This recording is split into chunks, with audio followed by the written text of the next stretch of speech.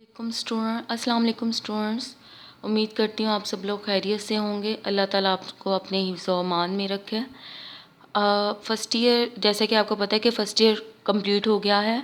उसका सिलेबस आपका सिर्फ सेकंड चैप्टर रहता था, जिसके मैंने आपको लेक्चर अपलोड कर दिए हैं अपने यूट्यूब चैनल पर। अगर किसी ने नहीं देखे तो वो वहाँ से रिव्यू ले सकता है।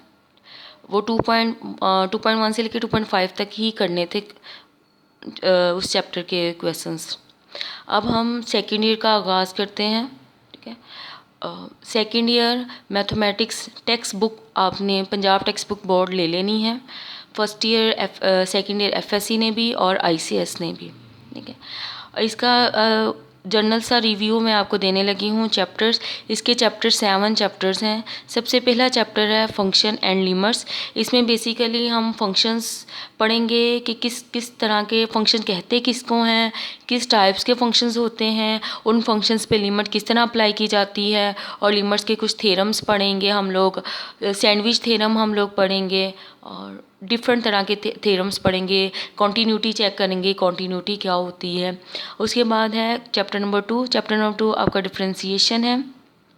Differentiation basically the rate of change of one variable with respect to another variable is called the differentiable. ठीक है, यानी कि ऐसा एक वेरिएबल दूसरे पर डिपेंड करता है। आपने वो चेंज चेक करनी है कि अगर एक वेरिएबल जो इंडिपेंडेंट वेरिएबल, अगर आप उसमें थोड़ी सी चेंज लाओ तो जो डिपेंड कर रहा है उसके ऊपर वेरिएबल, तो उसमें किस तरह की चेंज आई है, कितनी चेंज आई है, तो उस मेथड को, उस प्रोसेस को चेक करने के लिए वो क्या कहलाता है, डिफरेंशिएशन कहलाता है। ठीक है, ये आपका चैप्टर नंबर 2 है। उसके बाद चैप्टर नंबर 3 है इंटीग्रेशन। इंटीग्रेशन एंटी प्रोसेस होता है। ठीक है, इसमें क्या होता है, इसमें फंक्शन दिया गया होता है, आप उसका डेरिवेटिव निकालते हो, लेकिन इंटीग्रेशन में आपको डेरिवेटिव दिया गया होता है, आपने उसका फंक्शन निकालना होता है।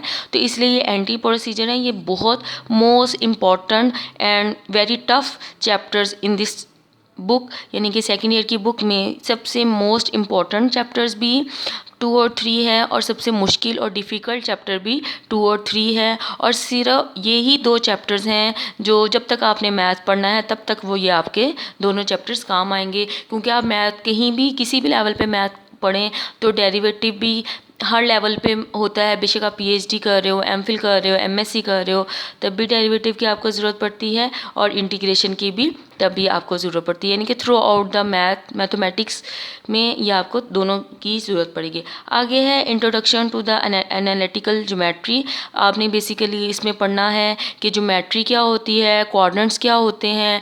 फिर उसके बाद आप इसमें पढ़ेंगे कि डिस्टेंस किस तरह फाइंड आउट करते हैं, किसी भी इंक्लाइंड प्लेन की स्लोप किस तरह निकालते हैं।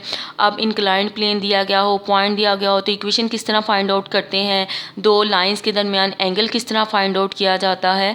यानी कि इसमें आपने वो सब कुछ पढ़ना है। उसके बाद है linear inequality and the linear programming. Linear inequality या लीनियर प्रोग्रामिंग क्या होगी कि आपको सिस्टम दिया गया होगा, यानी कि एक्स और वाई की इक्वेशन दी गई होगी, आपने वो बताना है कि प्लॉटिंग कैसे की जाती है, और प्लॉटिंग करने के बाद प्लॉटिंग से ही, यानी ग्राफ के थ्रू ही आप बताएंगे कि इसका सॉल्यूशन क्या है, इसका सॉल्यूशन क्या है। एक एक्सरसाइज में हम पहले एक सिंगल लाइन होगी, लीनियर इक्वेशन होगी, उसको प्लॉटिंग करना सीखेंगे। फिर आपके सेट ऑफ इक्वेशंस होंगी तो उनको प्लॉटिंग करना सीखेंगे, उनके कॉर्नर पॉइंट्स निकालना सीखेंगे, उनका फिजिबल सॉल्यूशन, फिजिबल रीजन निकालना सीखेंगे। आप ग्राफिकली बताएंगे कि किस तरह कि कौन सा हिस्सा आपके सॉल्यूशन में शामिल होता है और कौन सा हिस्सा आपके सॉल्यूशन में शामिल नहीं होता।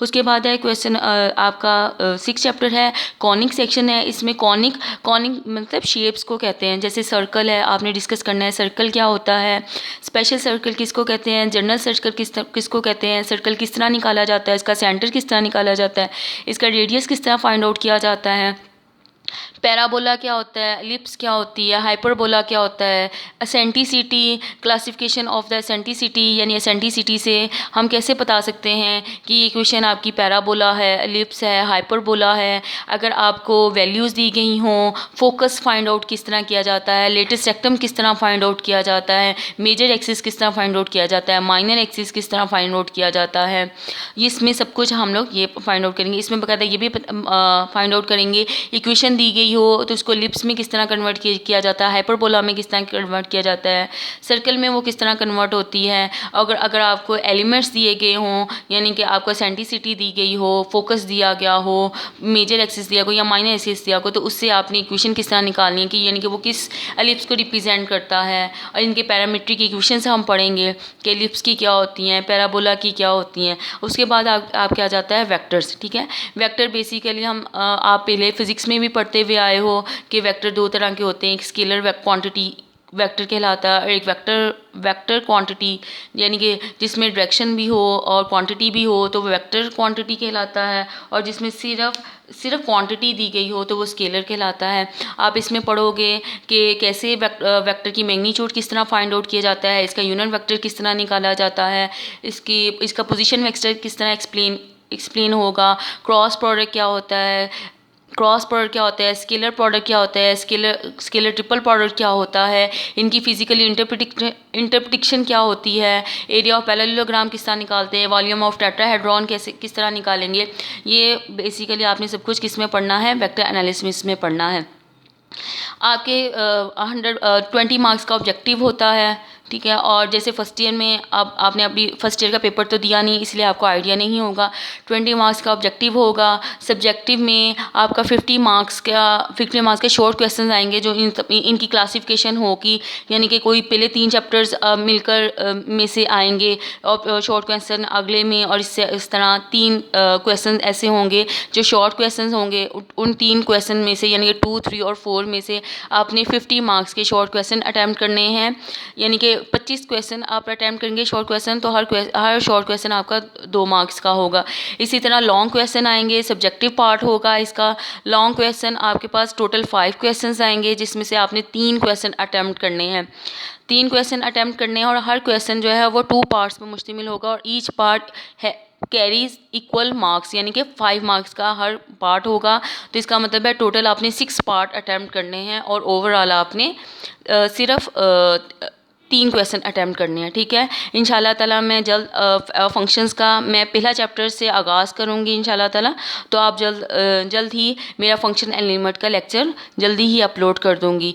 तो ये आपकी क्लासिफिकेशन है, मैं पहला चैप्टर कराऊँगी, फिर उसके बाद आपको 7 चैप्टर कराऊँगी, फिर आपके पास 5th चैप्टर पे आएंगे, फिर आपके पास 2nd, 3rd और 4th करेंगे। ये कॉनिक सेक्शन बहुत इंपॉर्टेंट है, मोस्टली लोग ये नहीं करते, लेकिन मैं इंशाल्लाह ताला इसके भी आपको लेक्चर्स अपलोड करवाऊंगी, क्योंकि ये बहुत इंपॉर्टेंट है। ये आपकी बीएससी में बहुत काम आता है, आपकी एमएससी में बहुत ज़्यादा काम आता है ये चैप्टर।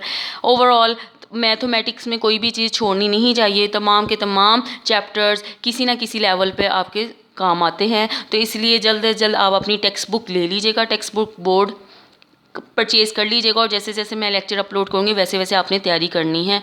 और उम्मीद करती हूँ कि आपने मेरा लेक्चर अच्छे से समझ लिया होगा, और जल्द से जल्द टेक्स्ट बुक ले लीजिएगा। ओके जी, अल्लाह हाफिज़।